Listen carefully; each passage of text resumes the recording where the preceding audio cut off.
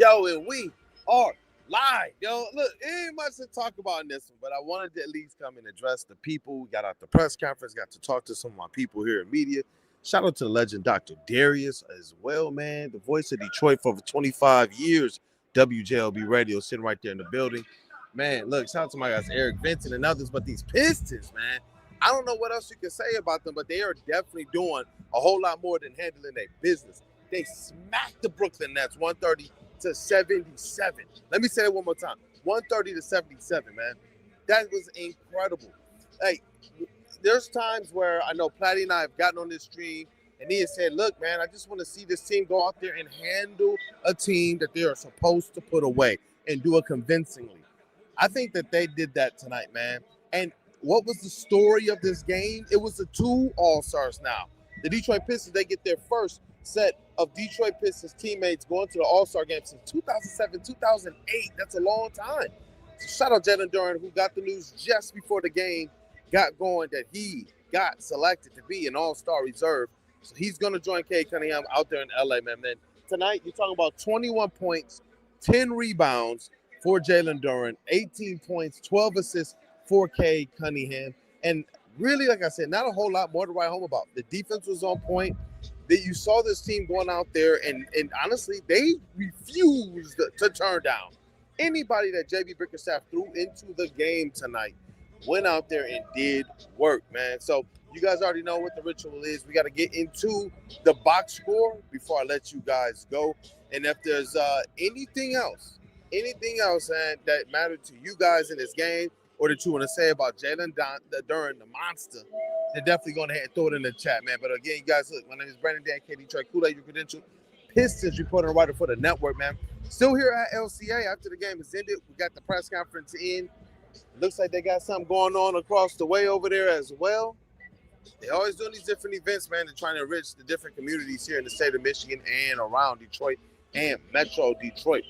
But honestly, what I like best about this game was the fact that everybody who touched the court tonight, they just looked something mean. They looked like the Detroit Pistons.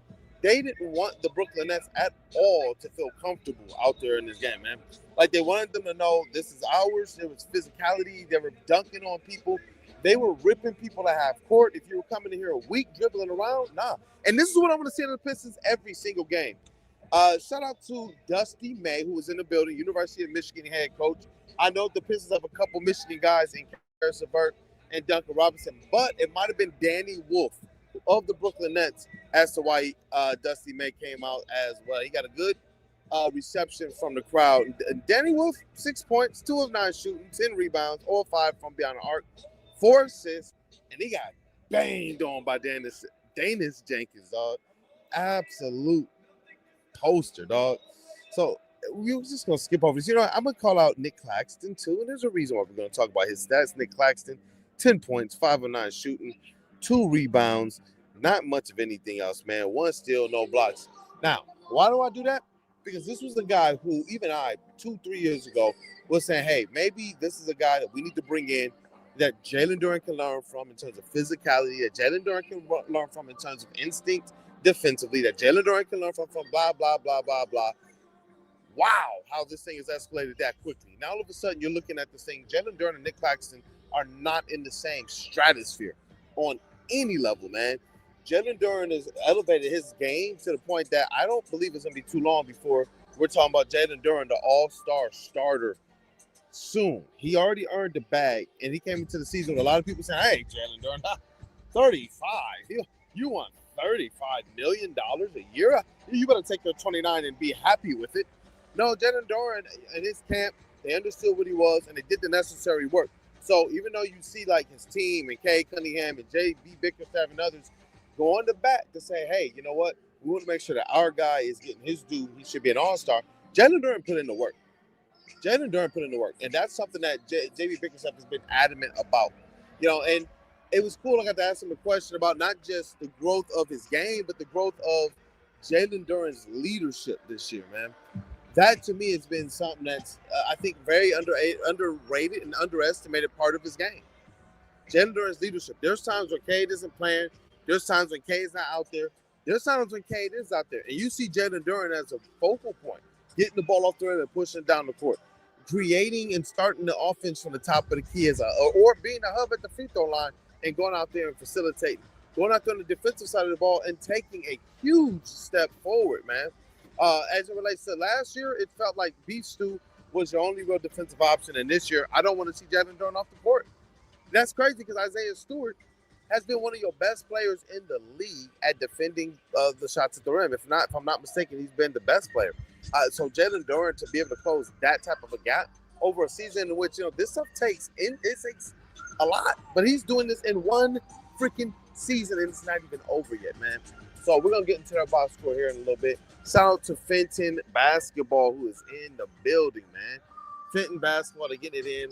I can't see quite who they are playing on the other end, but it's always good when you can see some good Michigan high school hoops. We got some of the best, man, in all of the country. But got to get into this box score a little bit more before I let you guys go. Shout out again to the Detroit Pistons for their 130-77 win over the Brooklyn Nets tonight. This one was unfair from the start, and the Pistons move on to 36-12 on the season, man. But Tobias Harris, like I said, there wasn't much needed here, so we just running through it. 20 minutes, 11 points, 2 of 4 shooting for Tobias Harris tonight. And everybody, it seemed like on the Pistons and their starting unit had at least one steal. Now, check this out when we talk about the box score, all right? 1 steal for Tobias Harris, 1 steal for Duncan Robinson, 2 steals for Jalen Duren, 4 flipping steals for Cade Cunningham, and 3 steals for Ausar Thompson. Now, Cade also had 3 blocks and Ausar 2 blocks. So they had 2 players with at least 5+ stocks, man. That is freaking insane what this team is continuing to do. They're leveling up all over the place. And I don't even know, like, sometimes when you're looking at, okay, what did this team do to get better? What did this team do to get to this place? I'm looking all over the place. I'm like, they improved a lot. I didn't even know that stuff like this was even possible. To see a team improve this much defensively. And individually, you can look at guys who have taken that leap. Not just how connected they are in the team set, but when they go to their all man-to-man defensive sets, you still see the team going out there and hold and serve. It's your Detroit Pistons, ladies and gentlemen. Tonight, they had 17 steals and 6 blocks on the night for a combined 23 stocks. Your Detroit Pistons are number 1 in the league in terms of your stocks per game. And it's the highest average since Philadelphia 76ers back in like 2007. Detroit Pistons are getting it in. Their rise has been underpinned by things that you can believe in. So in terms of when you think about Cleveland Cavaliers in recent years and some others that have peaked but fallen short like the New York Knicks, the Detroit Pistons are built a little bit more robust, a little bit different. They got the defense going, they got the hustle going. They are a deep team to the point that when you can win and survive in this NBA, even if you're not hitting the 3, that shows the level of pedigree that your team has. Because what is the Detroit Pistons' main objective, main goal every night? What is their first option? Touch the paint, and touch the paint some more. When you got the doggies that can get in the paint and get dirty, that's a hell of a game plan every single night, especially when you got effectively what most people would consider to be one shooter. We got people that shoot the ball from 3 decently, but Duncan Robinson is your shooter. So I'm going to go over here and look at these team stats really quickly because we talk about touch the paint. And tonight, this is insane. But the Detroit Pistons outscored the Brooklyn Nets by 40 points in the paint, 70-30. So you already see this team going in there and being relentless. The pick and roll, the rubs, the opposite actions, the backdoor cuts and things of that nature. It didn't matter. This team was going to enforce their will. And this is what we're going to see more and more. Maybe our brother Chris Patty was right, man. Seeing this team more and more and more go out there and enforce their will and impose it over the season. Just go out there and be dominant. You have the physical advantage. You have the hustle advantage. You got the star and playmaking advantage on most nights. This team now is starting to find a way to impose their will. And it sounds silly to say because they've been 36-12 on the year. One of the best teams in our league. And since November, they have actually been the best team in the league, winning over 76% of their games. Again, Detroit Pistons have been fired. As we go through some more of these team stats, they shot 56% from the field, 38% from behind the arc. They hold the Brooklyn Nets 33% from the field and 23% from behind the arc. Free throws, they took 29 attempts. They made 22 of them for 76%. And just going through the rebounds here is a tie, 43-43. But again, this trend here, 10 offensive rebounds they allowed the Brooklyn Nets to secure. That's something that has been interesting. Whether they're playing good teams, whether they're playing bad teams, they have seen themselves go and give up a lot of offensive rebounds almost on a game-by-game basis. This is something I'm hoping they get right because you can't allow a team, and no matter how good or bad they are, to continue to get extra shots. And you want to develop and create those good habits. So that's probably about the only criticism in a blowout. Because why? Because it's something that's continued to follow them game after game after game, and you just want to see this Pistons team get better and better and better.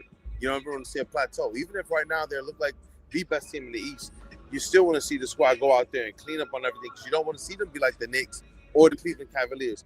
High performers in the regular season, high seed going into the playoffs, high expectation, but ultimately you're not the team that's going to be representing anything in the finals. But continue on, we ain't going to harp on that. Pistons got 33 assists to 17 assists for the Brooklyn Nets. Again, 17 steals to 3 steals, 6 blocks to 2 blocks, man. And turnovers, this was amazing because you talk about things that usually follow the Pistons. They usually turn the ball over no matter who they're playing. But on this night, under 10 turnovers. They have 8 turnovers total for the game. They forced the Brooklyn Nets into 25 turnovers, and the Pistons got almost 40 points off of that. That's absolutely insane, man. As you keep going, fast break points, 28 points. So when you're talking about turnovers, they got 40. And 40 of those that were turning, 28 of those came off of just turning defense into offense real quick, man, off of a fast break. And as we go on, the largest lead of the night, 55 points for the Pistons, which is a franchise record. They did their thing tonight. And MPJ didn't play tonight, so we got to be fair about that. And some people, they have some questions. I got asked that a couple times at the arena tonight. It's like, yo, is there anything to MPJ choosing not to play against the Pistons? I guess we'll see. And you guys continue to put in the comments as well. What do you want to see the Pistons do with this trade deadline? Do you want to see them just stay pat? They're one of the best teams in the league. Their team is connected on defense. The team is learning and growing a lot on offense. And you got a team that is the best in the East, best in the league since November, and second best overall record. I don't know, man. It's going to be something. Obviously, with the one bona fide shooter, it would be nice if they could add another bona fide or dedicated shooter. But the squad has proven that they have some type of formula that actually transcends this aspect of what the modern NBA said you have to win games. But as we go through the starters, we read off Tobias Harris, Duncan Robinson, 8 points, 3 of 5 from the floor, 2 of 5 from behind the arc. Jalen Duren, 21 points, 8 of 12 from the floor, 10 rebounds, 3 assists. Asar Thompson, 9 points, 4 of 5 from the floor. He hit his only 3-pointer. It was a half-court heave that got LCA rocking. 8 rebounds, 3 assists. And then Cade Cunningham in 26 minutes got 18 points, 7-11 from the floor, 1 of 4 from behind the arc, 4 rebounds, 12 assists. And again, this dude had 4 steals and 3 blocks, 7 stocks for Cade flipping Cunningham. Paul Reed got in the game. He got 4 points. Isaiah Stewart, 9 points. And he was just a menace all night in that paint, man. He was only credited for 1 block, but this guy just continues to defer and just continues to deter everything in the paint. Everything. And it backs it up. When you see the stats, he's not one of those guys that's just kind of, oh, he got this or he got that, he got lucky, or he just so happens to be in the right place, so he's doing it at a low volume, so that's why his percentage is high. No, he's going up and he's contesting everything. Everything. That's what I would love to see, is not just the percentage that he's affecting at the rim, but who's contesting the most at the rim. Because my money would be that Beast 2 is going to be in your top 2 or 3 in the league, if not 1, at actually contesting at the rim. How many attempts they're contesting. But shout out to him, man. Ron Holland, I thought his energy was excellent. Everybody tonight, man, nobody played more than 26 minutes, which was Cade Cunningham with the most. Ron Holland got 20 minutes of the night, 6 points, 3 of 9 from the floor. And I'm actually glad he took that many shots. He tied for the most shot attempts off the bench with Jaden Ivey and Danis Jenkins. 0-5 from behind the arc, so the true shooting is not going to be that bad. But you do want to see him start to drop these open three-point looks. He had a couple that he could have dropped tonight. That would have been nice to see. 2 rebounds and 2 assists for him. Got 5 personal fouls, and that's something I love with Ron Holland, man. He's going so hard. There's times where he's just straight up taking the ball away from people. I'm just ripping it from you. This is mine. You ain't going nowhere with it. And you know what? I like the fact that he got 2 steals tonight, and that he's going to use up his fouls. He's going to play smart, but he's going to play physical. You know what? Make the referees blow that whistle and play your game and play to it. Javonte Green, 8 points, 3 of 3 shooting, 2 of 2 from behind the arc, 3 rebounds, man. Can't say enough about this team. Marcus Sasser, 15 minutes. Just a walking bucket, man. When Sass is on, Sass is hot. 10 points, 4 or 6 from the floor, 2 or 4 from behind the arc, and 4 assists. I don't even understand how you get that production. 15 minutes of action coming off of the bench. It's not like he's getting the regular, consistent minutes every single night. So if I had to highlight just somebody off the bench who I thought, showed me something special, when you talking about the long term, Marcus Sasser. Whether this team is looking at trades or whether this team is looking at keeping it together, I believe that Marcus Sasser is going to be a valuable asset for the Detroit Pistons in the long run. Jaden Ivey, he had some good moments in this game. I'm starting to see more and more good stretches from him. 8 points, 3 of 9 from the floor. Would like to see a couple more go down. 2 of 6 from behind the arc, 2 rebounds, 1 assist. And he just continues to do his thing from behind the arc. There's a lot of discourse about Jaden Ivey and what the Pistons should do, trade. Should he start? Is he still the same player? But he had a nice dunk tonight that shows that athleticism is not as fleeting as it looked to start the season. But on the year, he's averaging 8.2 points, 2.2 rebounds, and 1.6 assists. But he's shooting 45.5% from behind the arc, which is just a hair behind his field goal percentage, career high field goal, 46% from last year. And last year was his career high, 41% from behind the arc. This year is his second highest career high, and his second time shooting at least over 35% from behind the arc. Jaden Ivey's at 37.4% from three.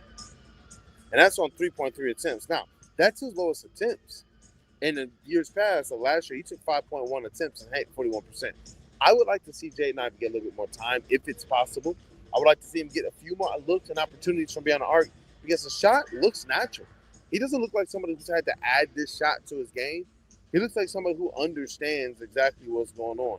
And when he puts that shot up, I feel confident about Jaden Ivey making the three. When we're a team who's looking to keep its chemistry as well as how do we add elements and components to this team without taking away, I think increasing minutes for Jaden Ivey would do that right away. You get another 1 or 2 3-point attempts a game from him. He gets an opportunity to knock a few more down. And I think that he's one of those rhythm guys. So the more the game goes on, he might have stretches where he's going 0-3, 0-4, 0-5. But all of a sudden he drops one, he drops another. He's getting to the free throw line. He's making an assist. And he's changed the complexity of what that type of a start would have looked like for him. And that's why I want to just see this guy kind of go out there, get the ability to get comfortable on the floor, and utilize his game-breaking skills. So I do believe he still has game-breaking skills. He's getting back healthy. You can tell the burst and athleticism isn't the same, but he's still Jaden Ivey to certain degrees, man. He can still get out there and make things happen. So shout out to the staff and people that are out here, man. It's a pretty cool environment. They got high school basketball that's going to be going on before we finish up with this box score. It's pretty dope. Basketball on basketball hoops, man. But Jaden Ivey, I don't know. I'm still bullish on him. I don't know if that's the wrong thing to be with a Jaden Ivey because I know that the Detroit Pistons can't realistically keep everybody, right? But with this guy in particular, it's a guy who wants to be here. It's a guy who's put in the work to come back.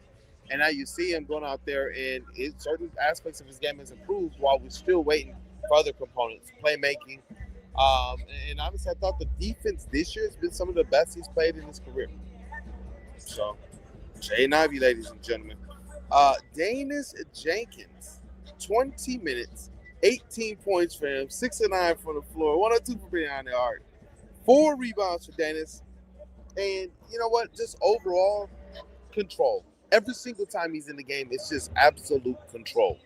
He looks like a guy who's beyond sure of himself. Like I want to use the word confidence, but I feel like that's almost disrespecting him. Confidence is not quite enough of a word to describe what Danis Jenkins has been this year. He believes in himself. I believe if you line him up against Kay Cunningham, he think he winning one-on-one. You line him up against Jalen Duren, he thinks he's getting the dunk. You line him up against, Isaiah Stewart, he thinks he's coming away with the rebound. And that's what I love about him. And we've seen him got stopped. We've seen people run even some weird defenses have like, whoa, did they just run doubles at Danis? And there's times where it suffers. But overall, this guy has continued to keep himself not just in stay-ready shape, but when called upon to start games, when called upon to play long minutes, he's gone in there and he's done what he's had to do, man. And he's put up good stats in the process.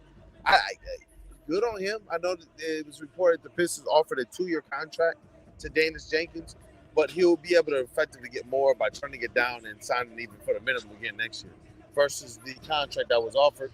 But good on the Pistons because I want them to be able to, at this point in time, do everything they can to be as savvy as possible. And you see what's out there.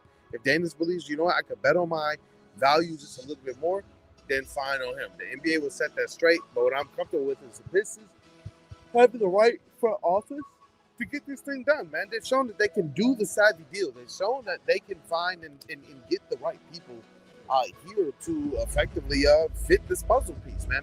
And that, to me, has been one of the best things about Trajan Langdon and how this Detroit Pistons team has come together and the success that they've been able to have. Their slogan for this year is all together, all the time. Hey, shout out to Pistons PR. All right, you guys, have a good night. All right, brother. Yeah, shout out to Pistons PR. They're on the way out here now. Yep. All right, Mike, right. And shout out to Pistons PR, man. They do a good job at hospitality here in the arena, making sure we have access to all the stats, making sure that we have access to the players, making sure we have the seats, the microphones in the press room and all that. And most importantly, man, that meal. So shout out to the cooks and everybody that make sure that we come here, we have a good meal. Shout out to people that got the stats. Like, it's a lot of people we can thank, man, because it's not an easy thing. You might see it from afar and be like, yo, it's an advantageous position to be in. But when you see how many people it takes to actually make this stuff go off like this, it's amazing. That's what I've loved a lot about these post-game streams, is seeing all the different people who come out to make sure that this arena can get cleaned up and ready for the next big event. We know how much we love our sports here. So shout out to the people who continue to make this something that's a go. But Dennis Jenkins, you can't say enough good about him. Since covering him in Summer League, Las Vegas, it was like, yo, this guy's gonna be a baller. I couldn't believe that he actually landed with the Pistons as an undrafted free agent. But you know, the NBA has moved to this stance where if you're an older player or if you played 4 years in college, it almost penalizes you in the draft. Not that you won't land with somebody, but it almost takes you away from being able to get one of those guaranteed slots. And so in the first round, you got people now who the teams are focusing on who has the potential. Who can we develop the potential to be that star? Let's take a home run swing on somebody in that lottery. Lower in that lottery, you're looking at who are the next up. Who's your second-year players maybe? Who are those guys who you think can slot right into your rotation? Now, the second round, if you're going to take a player like Chaz in there, older player was taken second round, right? Even Marcus Sasser, I don't know what grade. He was probably in the first round grade, early second. Pistons decided to trade up and take him at the end of the first round, lower first round. So that's where these players can kind of land. And I believe that the new second round is sort of like that, where you can find some players like that. Why? Because it's pushing all of your previous first round type talent down into that second, because people are starting to really value your overseas kind of unicorn type build players. Your 6'9", 7'1" who can dribble, shoot, rebound, hit free throws and all that type of stuff. Not that these people are good, but that they're looking for those models. So it's going to be interesting to see what happens here. But I'm about to shut it down here as they get the national anthem going. Smash that like button. Go Detroit Pistons. They moved to 36-12, man. Heck of a season. And congratulations again to Jalen Jordan on becoming an All-Star. He joins Cade. Let's go. Smash that like button. Go America.